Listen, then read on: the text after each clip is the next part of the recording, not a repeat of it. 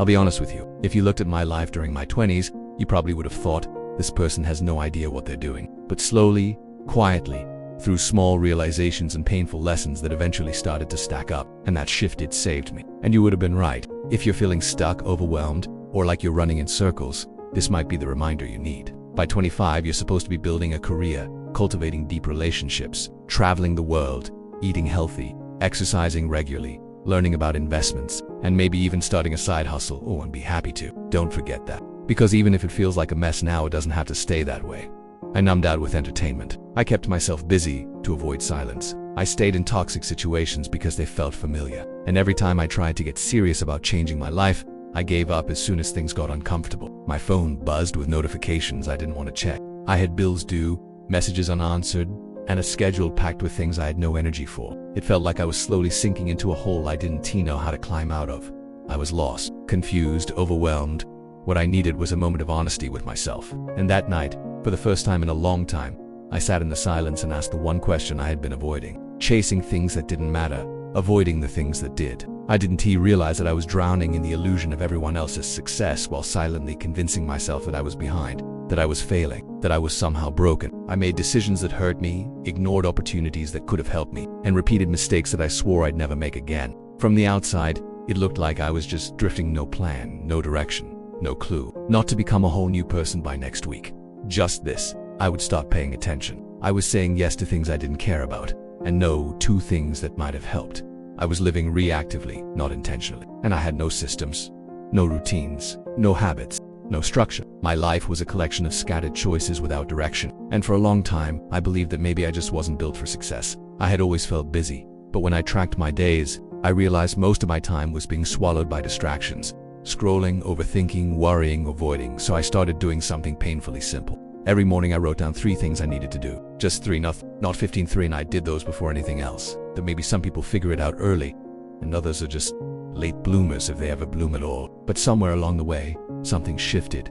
Not overnight, not through some grand epiphany. This is the story of how my 20s fell apart and how I started putting the pieces back together. Let's rewind to the beginning. In my early 20s, I thought I had to have everything figured out. Society doesn't say it outright, but the pressure is everywhere. But here's the thing, I wasn't doing any of that. I was jumping from one job to the next, barely making rent, burning through friendships, and waking up most days with a sense of dread I couldn't even explain. I didn't know what I wanted to do, I didn't know who I was, and the more I compared myself to the curated highlights of everyone else's lives, the more ashamed I felt. Comparison became a daily habit. Scroll, compare, feel inadequate, repeat. I distracted myself the way most people do. And then came the burnout.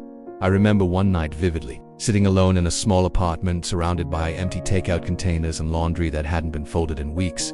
I didn't need more motivation. I didn't need another podcast telling me to hustle harder. What is actually going on with me?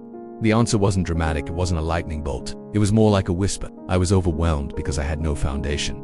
I was making decisions based on fear, not clarity. That realization hit hard, but it also gave me something I hadn't felt in a long time. Control, so I made a promise to myself, not to fix everything overnight, and that was the beginning of everything. The first thing I started paying attention to was my time. That one habit started creating momentum. For the first time in a long time, I began finishing what I started. I started trusting myself again. I started building a track record, not just a to-do list. The next shift came with my environment. I looked around and realized my surroundings were an extension of my inner world, cluttered, chaotic, inconsistent. So I decluttered my space, not to be aesthetic, but to give myself a reset. But I learned that a rushed yes is often a hidden no to yourself.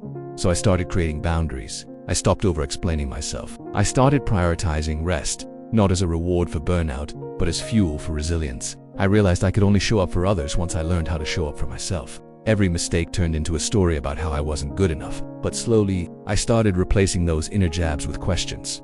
Intentional, clear. Instead of why do I always mess this up, I'd ask, what can I learn from this? Instead of I'm not doing enough, I'd ask, what's the one thing I can focus on today? You don't need to have it all figured out. There was no applause, no viral moment, just quiet progress. And eventually, that progress became peace. What you need is the courage to start paying attention. Sometimes it looks like failure. Sometimes it feels like you're moving backward. But every time you choose awareness over avoidance, action over apathy, clarity over chaos, you are building something real. To ask hard questions, to sit in silence and actually listen, to stop outsourcing your direction to everyone else. It forced me to wake up, it stripped away the illusions, it made me honest. and that honesty saved me. To take back ownership of your time, your choices, and your energy. But growth doesn't come from avoiding discomfort. It comes from sitting with it, from choosing the uncomfortable truth over the comfortable lie, following through on one small commitment, letting go of relationships that drained me, reading one chapter a day, writing my thoughts down instead of bottling them up, choosing discomfort over distraction, over and over again, from doing the hard thing even when no one's watching. That small change in language helped me break the cycle of self-sabotage, a clean slate. I donated clothes I never wore. I threw out junk I didn't need. I created a space where I could think clearly. Then came my mindset. I used to beat myself up constantly. I also started protecting my energy.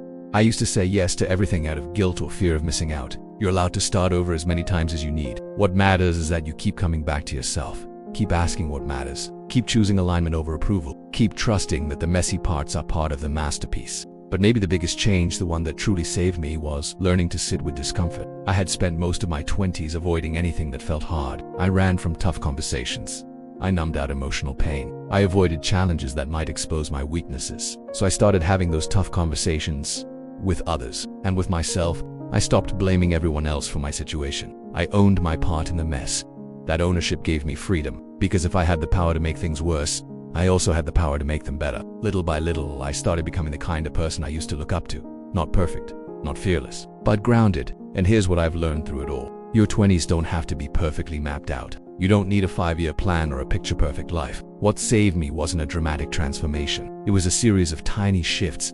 Waking up a little earlier, saying no when I meant no. No one saw those changes. So if you're in your 20s or any stage of life feeling like everything's a mess, I want you to know this. You're not broken. You're becoming, and becoming isn't always glamorous, and real change takes time. You're allowed to stumble, you're allowed to pivot. Looking back, I'm grateful for the mess. So if you're there now, in the thick of it, wondering if you'll ever find your way, let this be your reminder. You're not behind. You're in the process, and that process is shaping you into someone stronger than you ever imagined.